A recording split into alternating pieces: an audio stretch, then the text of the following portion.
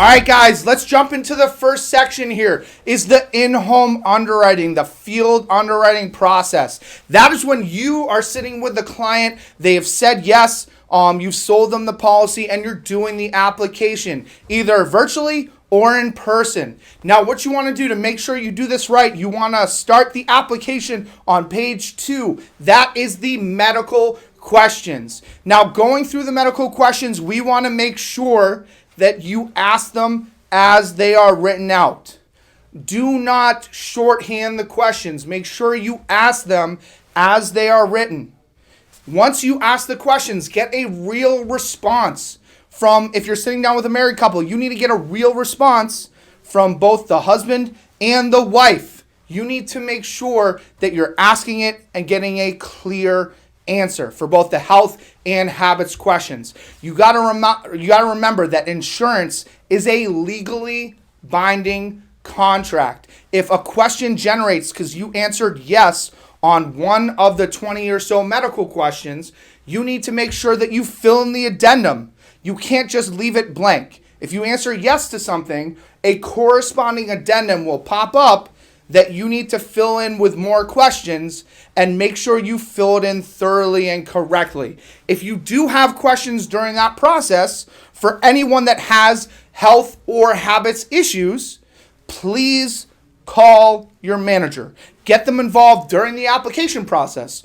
Whether you give them a phone call or they jump on the Zoom call with you, make sure you involve your manager while you're with the client if you have a question on how to fill out a specific medical issue, because we need everything to be filled in thoroughly so our screener can send it to home office and the underwriters at home office can then complete the application and get it issued into issue status so that the clients can get their coverage. If you do one part in the step incorrectly and we don't have accurate information, it's either going to cause that policy to not be able to complete that process, or the underwriters, it's going to cause more time issues where we're going to have to come back and collect that specific information. All right.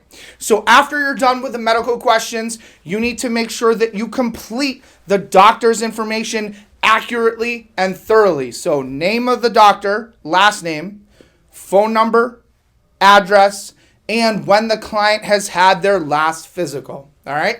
So now it's time to go to page 1 of the application. We need to make sure that when you're filling in everything, you maintain the order that you started in. So if you put it doesn't matter whether you put the husband or wife first with primary or secondary, but you need to make sure everything follows. So if the husband does go first, when you do the driver's licenses, the socials, the place of work, the phone numbers, the beneficiaries, for all those 5 boxes that have 2 entries, it needs to follow the same order. So if the husband's first, the husband is first in all those boxes. If the wife is first, the wife is first in all those boxes. You need to make sure you follow the same order. All right. Now you also need to make sure that when you're filling in the rest of page 1, that you get 3 things accurately. The address needs to be accurate, fully filled in. The email needs to be accurate, fully filled in. And most importantly, the banking information needs to be filled in as well. Okay, guys? Now, once you've done that and you've gone through all the rest of the application, you've signed it with the client, you need to make sure that you then upload your e-app sale to the agent workspace and add the proper workspace notes. We've gone over those, so make sure you look in that section to see what the proper notes are to put in the agent workspace. If you follow those steps properly, your business will be able to be reviewed, sent to home office, and eventually approved so that we will have a policy for this client for the rest of their life. Later.